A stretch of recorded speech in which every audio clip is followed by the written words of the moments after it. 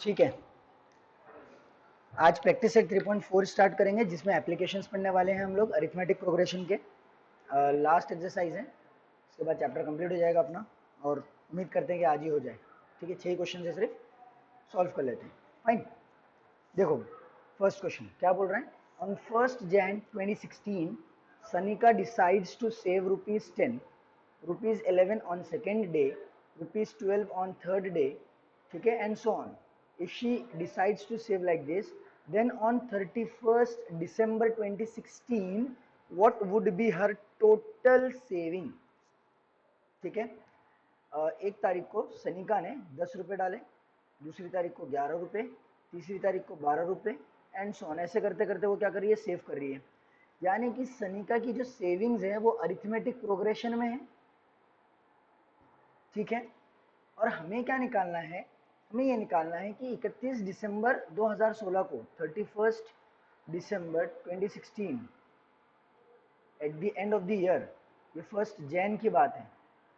ठीक है, and this is last day of the year.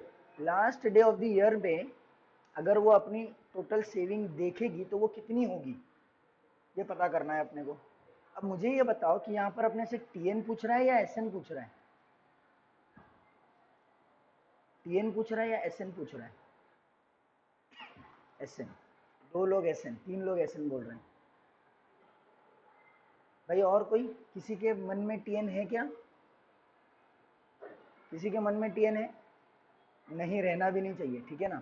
SN is correct, मतलब SN find करना है, टीएन नहीं फाइंड करना। ठीक है, देखो क्या बोल रहा है वो कि अगर वो 31 दिसंबर को अपनी टोटल सेविंग काउंट करेगी तो उसकी टोटल सेविंग कितनी होगी ये पता लगाना है। तो ऐसे समझो कि एक गुल्लक है, वो गुल्लक के अंदर वो पैसे डालते जा रही है, पहले दिन 10, दूसरे दिन 11, तीसरे दिन 12 एंड सो ऑन। तो 31 दिसंबर के दिन वो क्या करेगी, अपने गुल्लक को तोड़ेगी और पूरी टोटल सेविंग को काउंट करेगी। ठीक है, तो इस 31 दिसंबर को गुल्लक तोड़ने पे जो अमाउंट उसके पास आएगी वो इन सारी वैल्यूज का एडिशन होगा। समझ पा रहे हो? और सारी वैल्यूज को ऐड अगर करते हैं हम लोग एपी में तो उसको एसएन बोलते हैं, टीएन नहीं बोलते हैं। सर टीएन कब होता, ये भी समझ लो। अगर सवाल ऐसे पूछता, ठीक है, then what would be her saving on 31 December 2016। आ रही बात समझ में? What would be her saving on 31 December 2016। ठीक है, ये टोटल की वजह से एसएन आ रहा है यहाँ पर। 31 दिसंबर को वो कितना पैसा सेव करती, अगर ये पूछता तो हम टीएन निकालते। आई बात समझ में? ठीक है, तो यहाँ टोटल की वजह से हमें क्या करना है, एसएन निकालना है। सिर्फ टोटल की वजह से समझ में आ रहा है ऐसा नहीं है, आगे क्वेश्चन देखोगे तो समझ में आने लगता है कि टीएन और एसएन में कैसे फर्क आता है। ठीक है, कब टीएन निकालना रहेगा, कब एसएन निकालना रहेगा। इस क्वेश्चन में बहुत थोड़ा सा मुश्किल पड़ जाता है कि एसएन निकालना है टीएन निकालना है, ये समझना। ठीक है, खैर एसएन निकालना है अपने को। यहाँ पर सॉल्व कर लेंगे इसको। सनिकाज सेविंग्स आर, ठीक है, 10, 11, 12 एंड सो ऑन। क्या लिखेंगे, this is an arithmetic progression, this is an arithmetic progression with a equals to 10, a यानी कि first term, and d equals to 1। d कितना है, 1 है, कॉमन डिफरेंस। हाँ भाई, हाँ ना बोलो। a 10 है और d 1 है। ठीक है, हमें क्या फाइंड करना है, हमें क्या फाइंड करना है, टोटल सेविंग 31 दिसंबर 2016 के दिन। ठीक है, गुल्लक फोड़ी, पूरा सेविंग काउंट कर रही है तो कितने पैसे जमा होंगे ये पता लगाना है। ठीक है, तो ऐसे निकालना है। कोई एन की वैल्यू बता सकता है, एन, एन की वैल्यू कितनी होगी, एन की वैल्यू कितनी होगी, बता सकता है कोई? 365, 366। ये किसने बोला, हुदा ने बोली 366। 366 इज करेक्ट। क्यों, रीजन क्या है, 2016 was a leap year. Sir हमको कैसे समझ में आएगा लीप ईयर है कि नहीं है?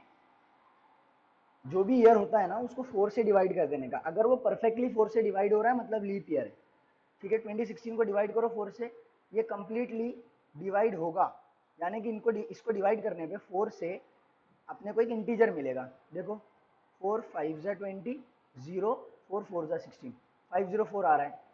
तो 2016 को 4 से डिवाइड करने पे क्या मिल रहा है, एक इंटीजर मिल रहा है, यानी कि 2016 एक लीप ईयर है। और लीप ईयर में कितने दिन होते हैं, 366 होते हैं। यानी कि अपने को क्या फाइंड करना है, S366 फाइंड करना है। आगे बात समझ में, ठीक है। 1 जनवरी 2016 से लेकर 31 दिसंबर 2016 तक के कितने डेज होंगे, 366। फाइन, टू फाइंड हमें फाइंड क्या करना है, S366 is equal to question mark, ठीक है। निकाल लोगे, सॉल्व हो जाएगा। यहाँ से फॉर्मूला लगाना बस, और कुछ नहीं। We know Sn is equal to 2a plus n minus 1 into D into N the whole divided by 2, right. सही है भाई, ठीक है। अब क्या करो, यहाँ पर वैल्यू सब्स्टिट्यूट कर दो, 2 इंटू ए यानी कि 2 इंटू 10 प्लस एन की जगह पर क्या लिख रहे हैं हम लोग, 366। तो यहाँ क्या आ जाएगा, 366 माइनस 1 इंटू डी कितना है 1 ब्रैकेट क्लोज इंटू एन यानी कि 366 the whole divided by 2 upon में 2। सॉल्व करना है, हो जाएगा मेरे हिसाब से, बस कैलकुलेशन रह गया, ये कर लोगे तुम लोग।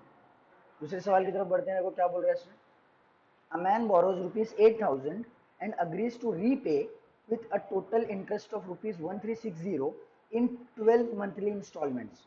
एक इंसान है जिसने किसी से, ठीक है, मान लो कि ए है, उसने क्या किया, एक्स से 8,000 रुपये उधार लिया, ठीक है। 8,000 रुपीज उसने क्या किया, उससे उधार लिया। अब इसको क्या करना है, ए को, एक्स को रुपए वापस लौटाने हैं, ठीक है। तो एक्स क्या बोल रहा है कि भाई मैं 8,000 नहीं लूंगा, मैं इंटरेस्ट भी लूंगा, मुझे 8,000 तो चाहिए लेकिन उसके ऊपर इंटरेस्ट भी चाहिए। तो कितना इंटरेस्ट ले रहा है वो, 1360। यानी कि ए एक्स को कितने पैसे रिटर्न करेगा,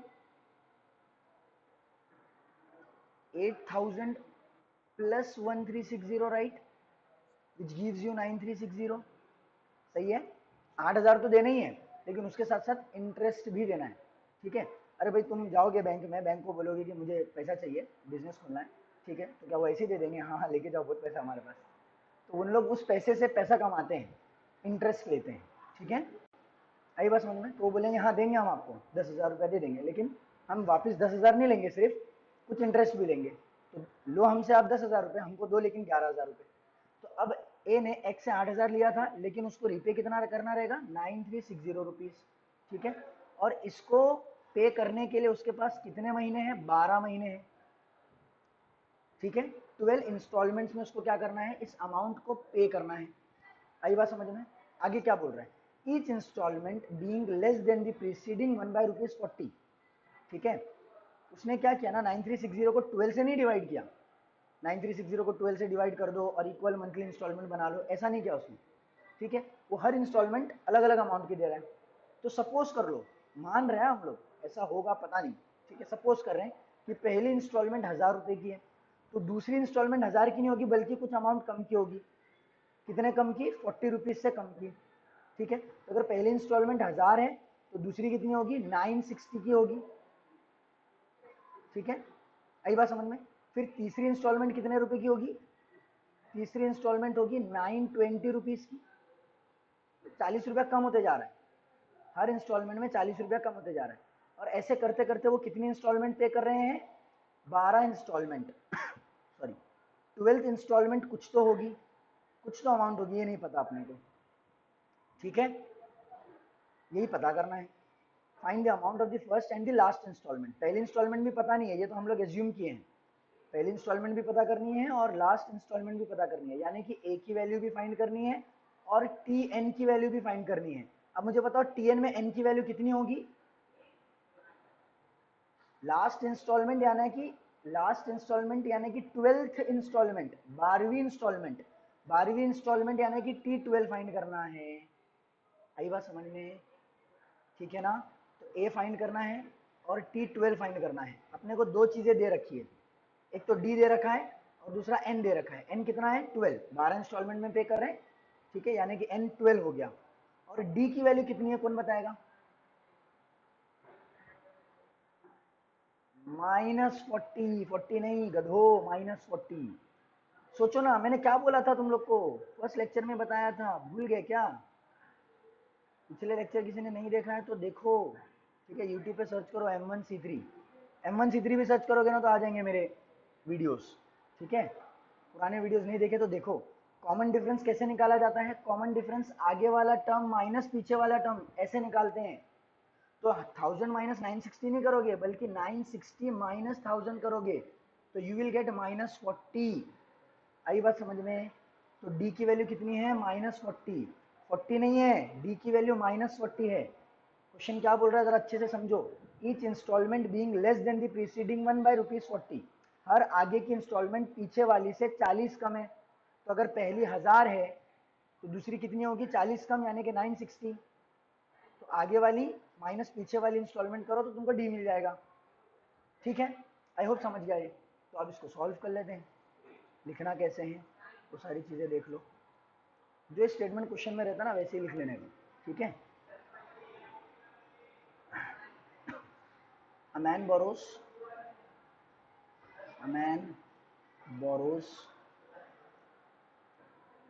₹8,000 and agrees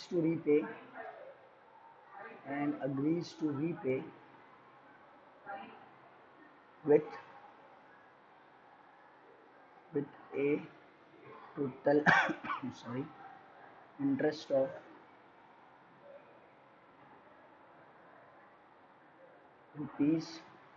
₹1360, ठीक है, इन 12 इंस्टॉलमेंट्स। 12 इंस्टॉलमेंट्स में उसको क्या करना है? पे करना है। ओहो, 12 इंस्टॉलमेंट्स, ठीक है। चलो ध्यान से देखो अभी। Therefore total amount to be repaid. Total कितनी अमाउंट उसको रिपे करनी है? 8000 तो जो लोन लिया था वो, और 1360 इंटरेस्ट का भी। तो टोटल उसको कितना पैसा रिपे करना है? 9360 रुपीज। फाइन। अब ये 9360 क्या है? 12 इंस्टॉलमेंट में पे किए जाने वाला पूरा पैसा, ठीक है। पहली इंस्टॉलमेंट, दूसरी, तीसरी, चौथी, ऐसे करते करते 12 इंस्टॉलमेंट में वो कुछ कुछ अमाउंट पे करते जा रहे हैं। यहाँ थोड़ी अमाउंट, यहाँ थोड़ी अमाउंट, यहाँ थोड़ी अमाउंट, यहाँ थोड़ी अमाउंट। तो इन 12 टोटल इंस्टॉलमेंट्स में कितना अमाउंट पे कर देंगे वो? 9360। यानी कि 9360 क्या है? S12 है, S12 है, सही बात है। ये अमाउंट पहली इंस्टॉलमेंट प्लस दूसरी इंस्टॉलमेंट प्लस तीसरी इंस्टॉलमेंट, ऐसे सारी इंस्टॉलमेंट्स ऐड कर लो तो टोटल 12 इंस्टॉलमेंट में वो कितना पैसा चुका रहे होंगे? 9360 रुपीज। फाइन। तो दिस एसेंशियली इज SN, ठीक है, जहां पर N की वैल्यू 12 है, यानी कि S12। Okay, therefore S12 is equal to 9360, ऐसे लिख दो यहाँ पर, ठीक है। Fine. Now, each installment is ₹40 less than the preceding one. Now, each installment is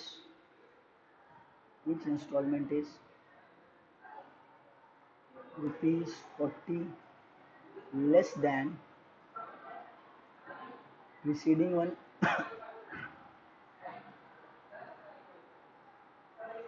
Therefore, D is equal to -40, ठीक है। अगली बात समझ में, D कितना हो जाएगा? -40। हमें A पता लगाना है, और क्या पता लगाना है? T12 पता लगाना है, ठीक है। टू फाइंड, यहाँ पे लिख लेता हूँ। अब सॉल्व तुम लोग कर लोगे खुद से। A एंड T12, पहले Sn का फॉर्मूला लगा लो। हमें क्या पता है? You know that Sn is equal to 2a plus n-1d into n the whole divided by 2। क्या कह रहे हो?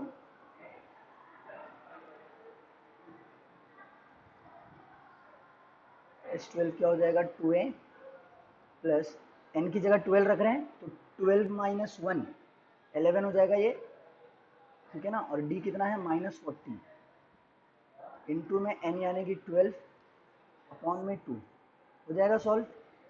इसको सॉल्व कर लो, ए की वैल्यू आ जाएगी, ए की वैल्यू आ जाएगी इसको सॉल्व करके, ए निकल गया।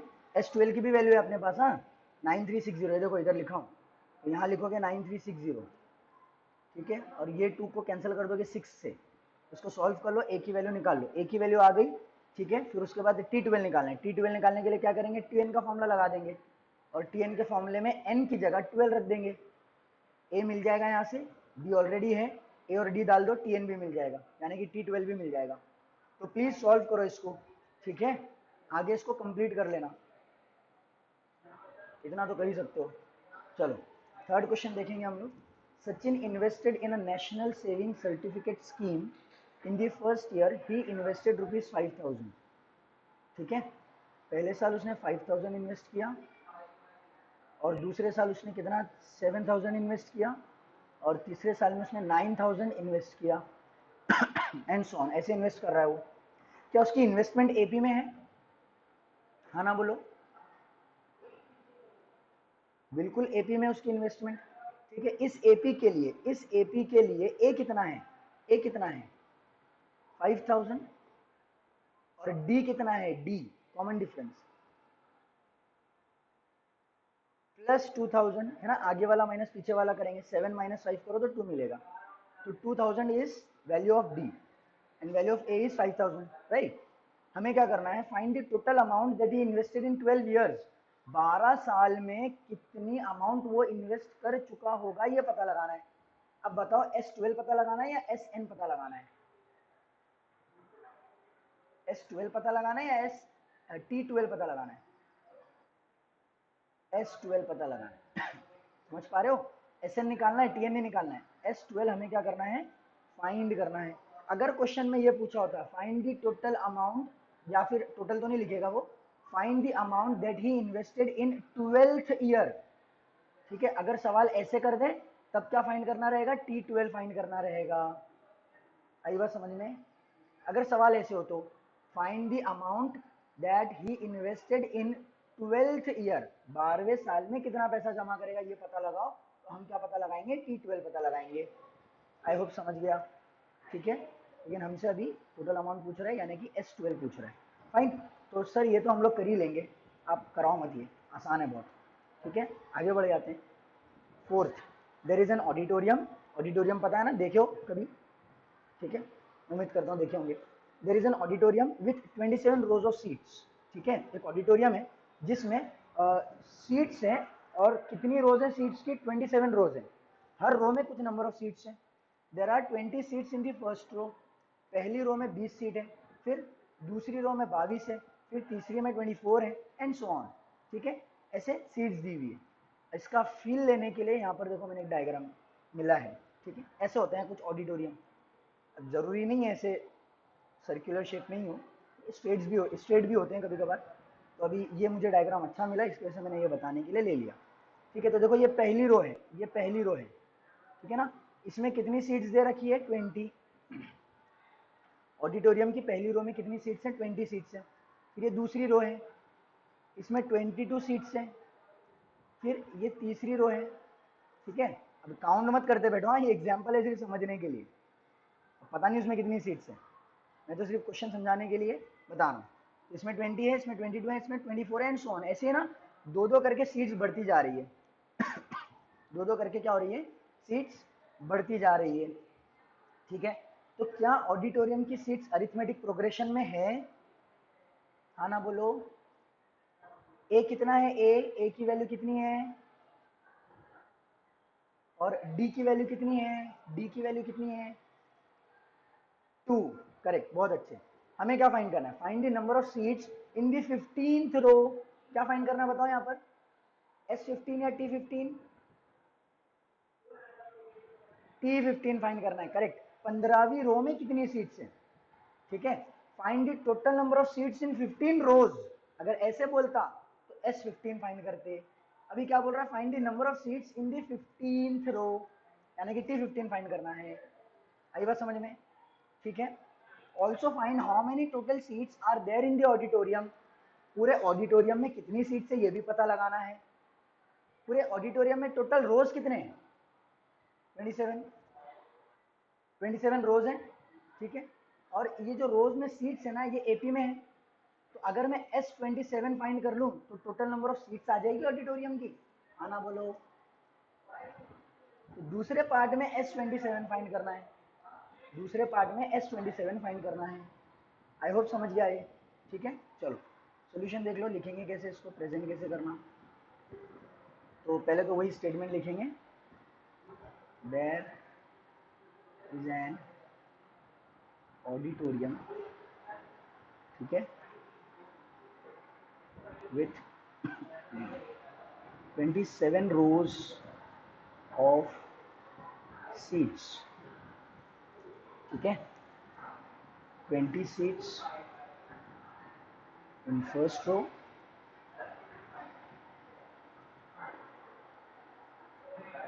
22 in second,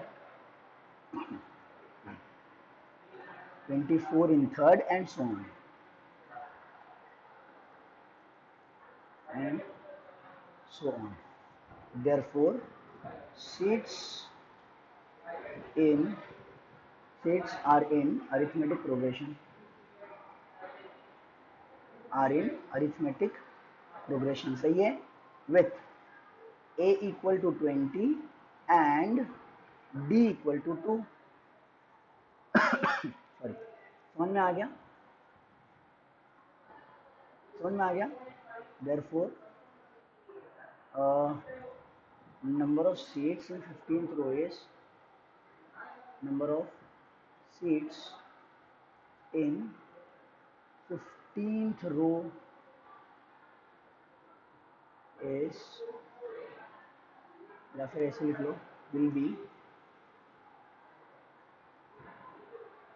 T15, ठीक है।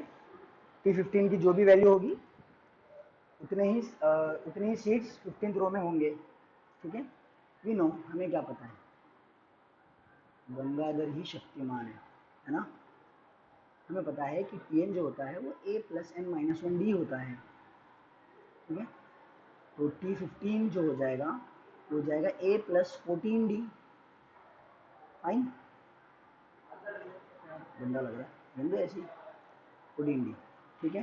तो T15 विल बिकम, a कितना है 20 प्लस 14 इंटू 2, 14 टू से कितना हो जाएगा 28, 28 प्लस 20 48। तो 15th रो में कितनी सीट्स हैं, 48 सीट्स हैं, ठीक है। तो एंड में लिख लो ऐसे, there are 48 seats in 15th row, there are, या फिर एकदम एकदम एंड में लिख लेना, आंसर जब लिखोगे ना तो दोनों एक ही साथ लिख लेना, ठीक है। Now total number of seats,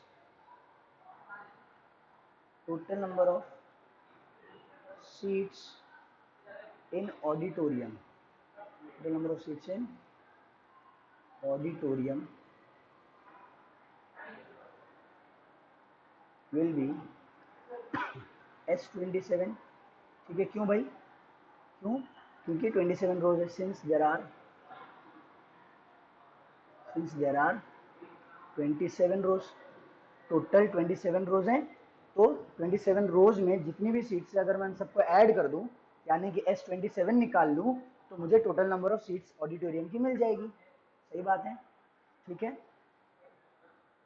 तो यहाँ पर हम लोग लिख लेंगे Sn is equal to 2a plus n minus 1 into D into N the whole divided by 2, सही है। अब यहाँ पर क्या करो, वैल्यू सब्सटीट्यूट कर लो, Sn मिल जाएगा। निकाल लोगे ना ये तो, कि बता दूं कैलकुलेट करके, निकाल ही लोगे ना, तो बता देता हूँ, चलो 2 इंटू ए यानी कि 2 इंटू 20, ठीक है, प्लस n माइनस 1, एन की जगह क्या रख रहे हैं हम लोग 27, एन की जगह रख रहे हैं हम लोग 27। नेक्स्ट स्टेप में लिख लेता हूँ इसको, S27 is equal to 2 into A यानी कि 2 इंटू 20 प्लस एन की जगह 27 रख दो, 27 माइनस 1 26, और डी की वैल्यू कितनी है, डी की वैल्यू 2 है, ठीक है, इंटू एन यानी कि 27 द होल डिवाइडेड बाई 2। अच्छा यहाँ तो बनेगा नहीं यार ये, ठीक है, मुझे ऐसे ही बनाना पड़ेगा, बन जाएगा, ओके, अपॉन 2, ठीक है। इसको सॉल्व कर लो तो ये 40 हो जाएगा, ये 52 हो जाएगा, 40 प्लस 52 कितना हो जाएगा 92, 92 इंटू 27 अपॉन 2, ये हो जाएगा कितना 46 इंटू 27, कर लो आंसर आ जाएगा 46 इंटू 27, ठीक है ना। देख लो जरा सही किया हो कि नहीं, अगर हो सकता है कुछ कैलकुलेशन मिस्टेक वगैरह हो तो तुम लोग सही कर लेना उसको, ठीक है। यहाँ पर जो भी वैल्यू आ जाएगी वो लिख लेना, और एंड में क्या करोगे आंसर लिखोगे, ठीक है। हर क्वेश्चन के एंड में आंसर प्लीज लिख दिया करो। आंसर में क्या लिखोगे, आंसर में लिखोगे there are there are 48 seats in the 15th row,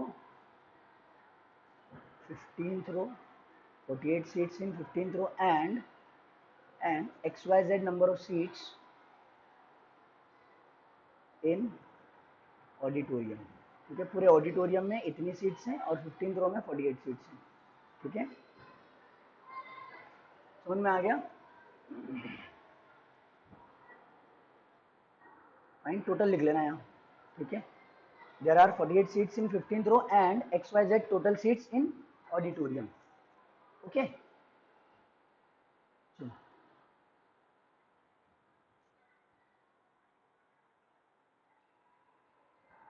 N क्यों लिख रहे हैं, एन आता है ना बेटा, एस एन के फॉर्मूले में n/2, अच्छा पहले एन लिखा होता होगा जो तुमने टेक्निक में देखे होंगे, तो 2a plus N minus one into D the whole multiplied by n/2 होता है, ऐसे ही होता है, यही फॉर्मूला है।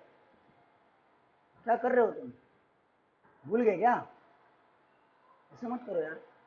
कहाँ है देखो, यहाँ पर भी t1 plus T N into n/2 और 2a plus N minus one into D into N upon 2, ठीक है। बुक में होगा कि ऐसे लिखा होगा, पहले एन लिखा होगा, तो ठीक है यार, क्या फर्क पड़ता है, मल्टीप्लीकेशन में ऑर्डर मैटर नहीं करता, आगे लिखो पीछे लिखो फर्क नहीं पड़ता कुछ, ओके।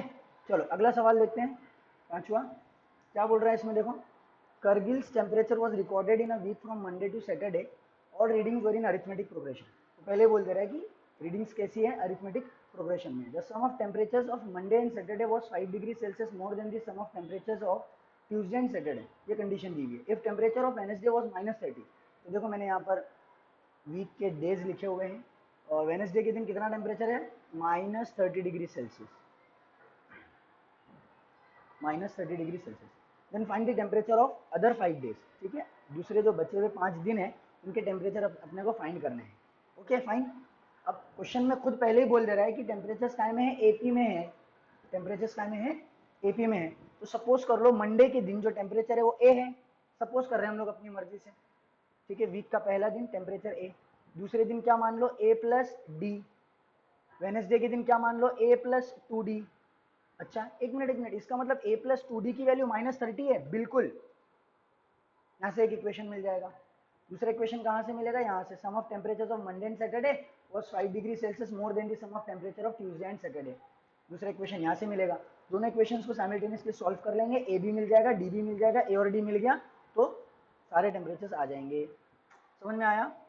तो ये मंडे कैसा है, पहला दिन है, तो पहला टर्म ए, ट्यूसडे दूसरा दिन, दूसरा term A plus 2d, A plus D, तीसरा दिन, तीसरा टर्म ए प्लस 2d, चौथा दिन, चौथा टर्म क्या हो जाएगा ए प्लस 3d। आ रही बात समझ में, यहाँ पर ए प्लस 4d और यहाँ पर ए प्लस 5d। क्लियर, समझ में आ गया, आना बोलो। चलो तो क्या लिखेंगे हम लोग यहाँ पर, हम लोग लिखेंगे करगिल्स temperature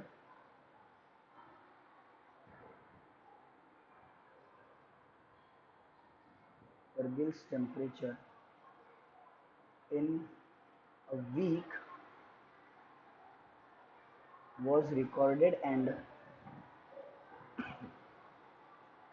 sorry and found to be in arithmetic progression, ठीक है।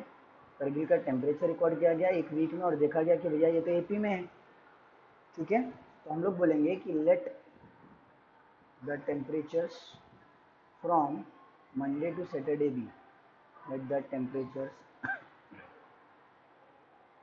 फ्रॉम मंडे टू सैटरडे, हम लोग पूरा लिखना, Monday to Saturday be A plus D, A plus 2d, A plus 3d, A plus 4d, A plus 4d, A plus 5d respectively. ठीक है, समझ में आ गई बात? रिस्पेक्टिवली यानी कि इज्जत के साथ। मंडे को टेम्परेचर ए रहेगा, ट्यूसडे का ये, वेंसडे का ये, थर्सडे का, फ्राइडे का, सैटरडे का ऐसे। ठीक है, फाइन। बट वेंसडे का टेम्परेचर अपने को दे रखा है, temperature on Wednesday is 30 degree Celsius. ठीक है, minus 30 degree Celsius. Therefore Wednesday का कौन सा टेम्परेचर है? ये वाला a प्लस 2d। अरे हाँ, कुछ हाँ ना कुछ बोलो भाई। Therefore a plus 2d is equal to -30। a plus 2d की वैल्यू कितनी हो गई? -30। समझ में आ रहा है ना? इजी लग रहा है कि नहीं? बहुत इजी है। ओके, ये पहला इक्वेशन अपने को मिल गया। ठीक है, but temperature on Wednesday is -30 degree Celsius, therefore a plus 2d is equal to -30। Fine. From the given condition, एक और कंडीशन अपने को दी हुई है। फ्रॉम द गिवन कंडीशन, ठीक है, sum of temperatures of Monday and Saturday. Monday और Saturday के टेम्परेचर का सम, मंडे और सैटरडे के टेम्परेचर का सम, मंडे और सैटरडे के टेम्परेचर का सम यानी कि इन दोनों का एडिशन इज 5 मोर। ठीक है, देखो मैं कंडीशन थोड़ा पहले साइड में लिख करके बता देता हूँ तुम लोग को। ठीक है, मंडे प्लस सैटरडे, मंडे और सैटरडे के टेम्परेचर का सम इज यानी कि इक्वल टू 5 मोर, इज 5 मोर, 5 ज्यादा है, 5 ज्यादा है। किसी से तो 5 ज्यादा है। किससे 5 ज्यादा है भाई? किससे 5 ज्यादा है? Is 5 degree Celsius more than sum of temperature of Tuesday and Saturday. Monday और सैटरडे के टेम्परेचर का सम ट्यूसडे और सैटरडे के टेम्परेचर के सम से 5 ज्यादा है। तो हम लोग यहाँ लिख सकते हैं Monday plus Saturday is equal to Tuesday plus Saturday plus 5। समझ में आया? हाँ ना बोलो। ठीक है, तो ये तुम लोग को यहाँ लिख करके नहीं बताना है, हम लोग डायरेक्टली यहाँ पे टेम्परेचर्स लिखेंगे। ठीक है, from the given condition we can write that, from the given condition we can write sum of temperature of Monday and Saturday यानी कि a plus 5d is equal to Tuesday and Saturday का temperature का sum यानी कि a plus D plus a plus 5d plus 5, 5 ज़्यादा है भाई। ठीक है, ये मंडे का, ये सैटरडे का, ये ट्यूसडे का, ये सैटरडे का। ठीक है, Monday plus Tuesday, Monday plus Saturday is equal to Tuesday plus Saturday plus 5, वो जो कंडीशन यहाँ लिखी थी। ठीक, अच्छा, ये दोनों कैंसिल होंगे कि नहीं? अरे भाई ये ब्रैकेट कल को उठ करके पूरा इधर आएगा तो माइनस में आएगा। ये ब्रैकेट कल को उठ करके आएगा इधर पे लेफ्ट में तो माइनस हो जाएगा पूरी तरीके से। तो a प्लस 5d पॉजिटिव है एक, और दूसरा वाला a प्लस 5d नेगेटिव है, तो दोनों क्या हो जाएंगे? कैंसिल हो जाएंगे। x माइनस एक्स क्या होता है? 0 होता है। ठीक है, समझ में आ गया ना? इतना तो समझता है। चलो, तो बचा क्या अपने पास? अपने पास बचा a equal to a plus D plus 5। ठीक है, ए भी कैंसिल हो रहा है, सोचो ए भी उड़ा दूं? अरे ये a इधर आएगा तो a माइनस ए हो जाएगा ना, a माइनस ए हो गया 0, a माइनस ए हो गया 0। ठीक है, तो ये भी कैंसिल, ये भी कैंसिल, तो बचा क्या अपने पास? 0 इक्वल टू डी प्लस 5। तो d कितना हो गया? -5। डी कितना हो गया? -5। समझ में आ रही है बात? अब यहाँ पे लिखेंगे put in equation 1, put D equal to ओहो यार ये लास्ट में ना बड़ी हिंदी आती है। D equal to -5 in equation 1। Equation 1 में सब्स्टिट्यूट कर दो डी की जगह पर -5, will get the value of A, और ए मिल गया तो सारे टेम्परेचर मिल जाएंगे। ठीक है, A plus 2 into -5 is equal to -30। ठीक है, 2 इंटू -5 कितना हो जाएगा? -10। A plus minus minus A -10 is equal to -30। ये -10 राइट में चला जाएगा तो +10 हो जाएगा। ए इक्वल टू -30 प्लस 10 यानी कि A is equal to -20। A is equal to -20। समझ में आ गया भाई? हाँ ना बोलो। तो एंड में क्या करोगे? आंसर लिखोगे। Therefore temperatures are as follows.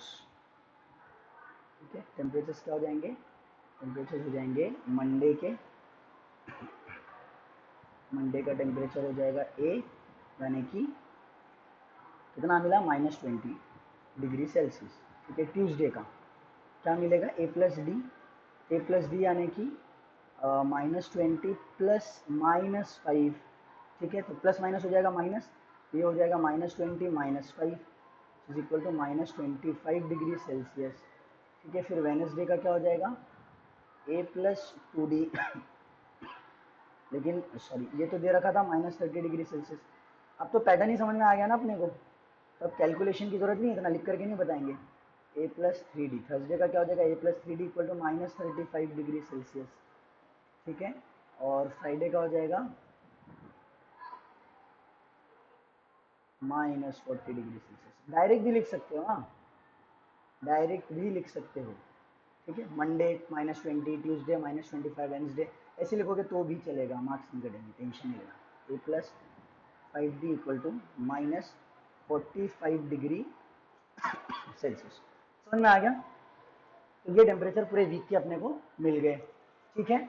Last question देखो जल्दी से, क्या बोल रहा है क्वेश्चन में, on the world environment day tree plantation programme was arranged on a land which is triangular in shape. एक लैंड है जो कुछ ट्राइंगुलर शेप में इस तरीके से है। Trees are planted such that in the first row there is one tree, ठीक है। ये देखो पहली रो में एक ट्री प्लांट किया गया, क्योंकि वहां जगह ही नहीं है ना, ऐसे ये देखो ऐसा ऐसा लैंड है, ठीक है, ऐसा लैंड है। लैंड के आजू बाजू में बाउंड्री लगा दिए तो वो एक ट्राइंगल बन रहा है।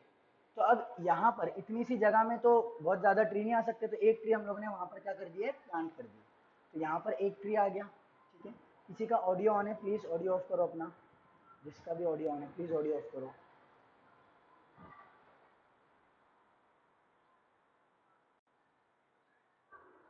खान मरियम अब्दुल रहमान, ऑडियो ऑफ करो बेटा अपना। चलो, तो क्या कह रहा था मैं कि ऐसे ट्राइंगुलर लैंड है अपने पास, ठीक है। मान लो कि ऐसे बाउंड्री से क्लोज कर दिया लैंड को। तो अब इस जगह में, इस छोटी सी जगह में तो बहुत ज़्यादा ट्री प्लांट नहीं हो पाएंगे, तो हमने क्या किया, यहाँ पर एक ट्री प्लांट कर दिए। फिर यहाँ पर थोड़ी ज़्यादा जगह मिली तो यहाँ 2 कर दिए, फिर यहाँ 3 कर दिए, यहाँ 4, यहाँ 5, ऐसे हम लोग क्या कर रहे हैं, ट्रीज को प्लांट कर रहे हैं एक ट्राइंगुलर लैंड पे, ठीक है। तो फर्स्ट रो में एक ट्री आया, सेकेंड में 2 आए, थर्ड में 3 आए, फोर्थ में 4 आए, फिफ्थ में 5 आए, एंड सो ऑन, ऐसे ट्रीज आ रहे हैं, ठीक है। आ रही बात समझ में। क्या ट्रीज अरिथमेटिक प्रोग्रेशन में है, हाँ ना बोलो। बिल्कुल अरिथमेटिक प्रोग्रेशन में, ठीक है। ए कितना है यहाँ पर,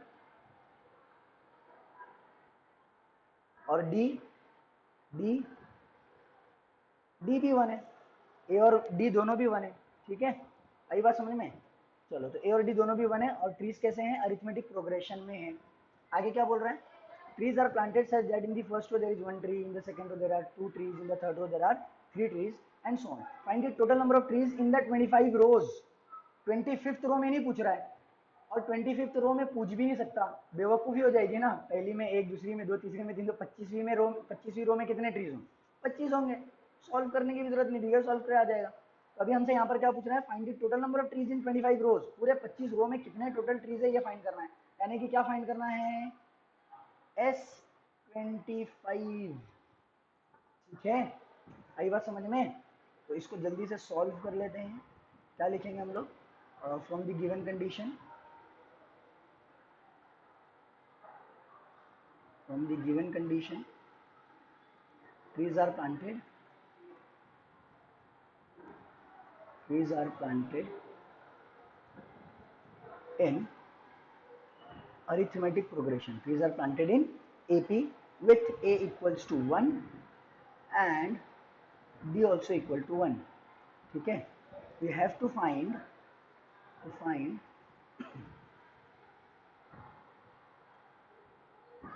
total number of trees in 25 rows,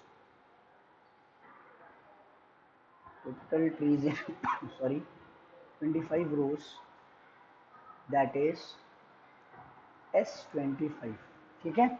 बस सर कर लेंगे हम लोग यहाँ से। तो SN का फॉर्मूला लगाना है, N की जगह पर 25 रखना है, A की जगह पर 1 रखना है, D की जगह पर भी 1 रखना है, S25 आ जाएगा।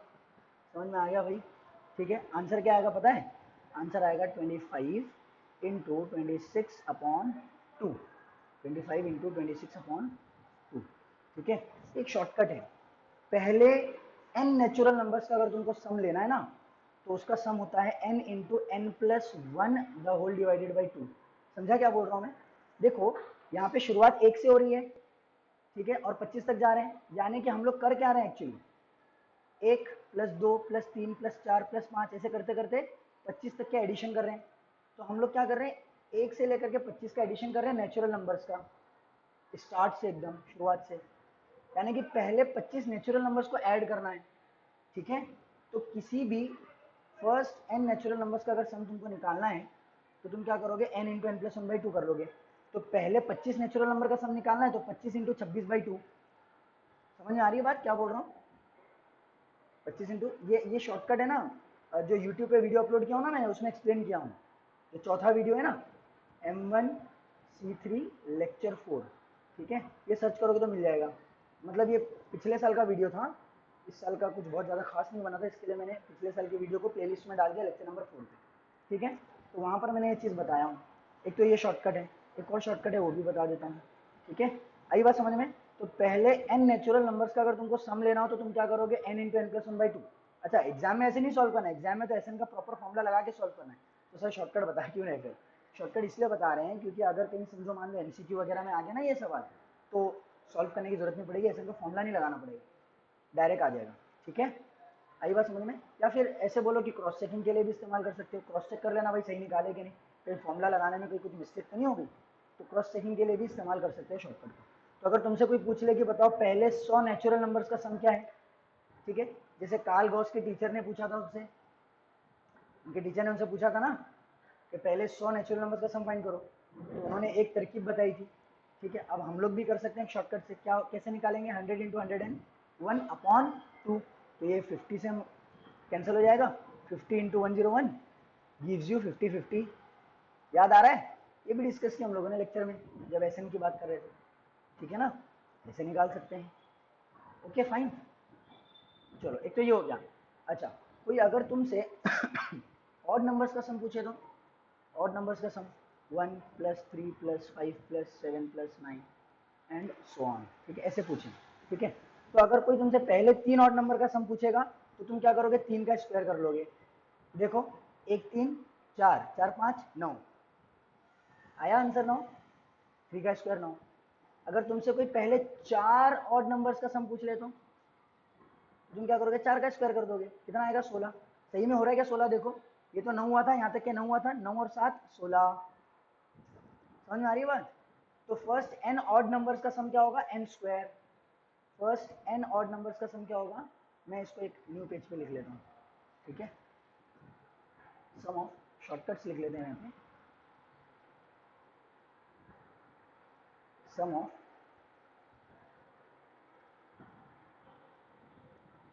यहाँ पर देखो, ये फर्स्ट बहुत इंपॉर्टेंट है, हाँ, मतलब शुरुआत से शुरू होना चाहिए। ठीक है, नेचुरल नंबर्स 1 से स्टार्ट होंगे और फिर जो पहले 10 का 20 का जो पूछेगा ना उसके लिए शॉर्टकट है। ठीक है, तुमने मान लो अगर सीरीज 3 से स्टार्ट की, 3 प्लस 5 प्लस 7 प्लस 9, अगर ऐसे करो ना तो यहाँ पर ये शॉर्टकट काम नहीं आएगा। हालांकि यहाँ पर भी तीन ऑड नंबर्स का सम ले रहे हो, लेकिन यहाँ पर 3 के स्क्वायर के बराबर नहीं आएगा आंसर। ठीक है, इसका sum is not equal to 3 का स्क्वायर, क्योंकि ये पहले तीन ऑड नंबर्स नहीं है, पहले पहले ऑड नंबर को छोड़ दिया गया है। ठीक है, तो ये फर्स्ट बहुत इंपॉर्टेंट है, यहाँ पे जो फर्स्ट लिखते हैं ना, sum of first n natural numbers, sum of first n natural numbers is equal to कितना हो जाएगा, n into N plus one divided by two. ठीक है, और सम ऑफ फर्स्ट, हाँ वो भी बता रहा हूँ। ठीक है, sum of first n odd natural numbers. ठीक है, एक मिनट इसको थोड़ा सा सिखा देता हूँ। Odd natural numbers is equal to n का स्क्वायर। ठीक है, और first even, sum of first even, first n even natural numbers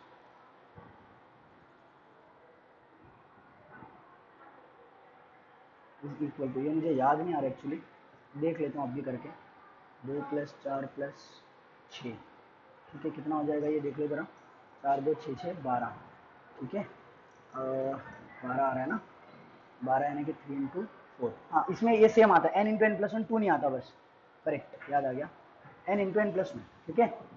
समझा कि नहीं? पहले 3 का सम निकालना है ना, पहले 3 इवन नेचुरल नंबर्स का सम निकालना है तो 3 इंटू 4 कर लो, ठीक है। पहले 10 इवन नेचुरल नंबर्स का सम निकालना है तो 10 इंटू 11 कर लो। आई बात समझ में क्या बोल रहा हूँ? यहाँ से 2 हट जाता है बस, ओके, समझा? जैसे कि मान लो कि पहले 10 इवन नेचुरल नंबर्स दिया मैंने, 2 4 6 8 10 12 14 16 18 और 20। ये देखो, ये पहले 10 इवन नेचुरल नंबर्स है। कोई तुमसे पूछे कि इसका एडिशन बताओ, ठीक है, क्या करोगे? 10 है ना ये, 10 इंटू 11 110 करके देख लेना, किसी को अगर शक है तो करके देख लेना, 110 ही आएगा इसका एडिशन। आगे बात समझ में? ठीक है। तुमसे कोई पूछे कि 1 से लेकर के 100 तक, 1 से लेकर के फ्रॉम 1 टू 100, फ्रॉम 1 टू 100 जितने भी नेचुरल नंबर्स है उनका सम निकालो। यानी तुम क्या कर रहे हो, तुम क्या कर रहे हो, पहले 50 इवन नेचुरल नंबर्स का सम निकाल रहे हो। 1 से 100 तक जितने भी इवन नंबर्स है उनका सम निकालो। तो 1 से लेके 100 तक के कितने इवन नंबर्स हैं? 2 4 6 8 10, ऐसे करते करते 100 तक, यानी कि 50 इवन नंबर्स हैं। 1 से लेके 100 में 50 इवन नंबर्स हैं। तो पहले 50 इवन नंबर का तुमको अगर सम निकालना है तो तुम क्या करोगे, 50 इंटू 51, बस दैट्स इट। 1 से 100 तक जितने इवन नंबर्स है ना, सबका एडिशन आ जाएगा। समझ में आया? आना बोलो। अब जो क्वेश्चन हम लोगों ने किए थे ना एक्सरसाइज में पिछली, उसमें देख लेना है शॉर्टकट अप्लाई होते हैं कि नहीं, ठीक है। फाइन, समझ में आ गया सबको? चलो, समझ में आया है तो प्लीज मेरा यूट्यूब पे चैनल है, हाँ, पीडीएफ ना, आज चैप्टर कंप्लीट हो गया ना तो आज पीडीएफ अपडेट हो जाएगी और तुम लोग को टीचमेंट ऐप पे ही मिल जाएगी, ठीक है। चलो, तो मैं क्या कह रहा था, मैं ये कह रहा था कि वीडियोस को है ना शेयर करो अपने फ्रेंड्स के साथ, ठीक है। यूट्यूब पे जो वीडियो की लिंक रहती है उसको अपने फ्रेंड्स के साथ भी शेयर किया करो, और चैनल को भी सब्सक्राइब करो, ठीक है। चैनल का नाम पता है ना तुम लोगों को? मतलब चैनल का नाम खान सलमान है, खान सलमान सर्च करोगे तो मिलेगा नहीं, ठीक है, क्योंकि सलमान खान का आता है सब कुछ, ठीक है। तो अगर तुमको चैनल पे जाना है तो M1C2 या M1C3 इनमें से कुछ भी एक चीज़ सर्च कर लो, ठीक है। मेरा वीडियो आ जाएगा, वो वीडियो पे क्लिक करना, वहाँ पर चैनल मिल जाएगा, वहाँ से सब्सक्राइब कर लेना। Fine, that's all for today. अगले लेक्चर में मिलते हैं, टाटा बाय बाय।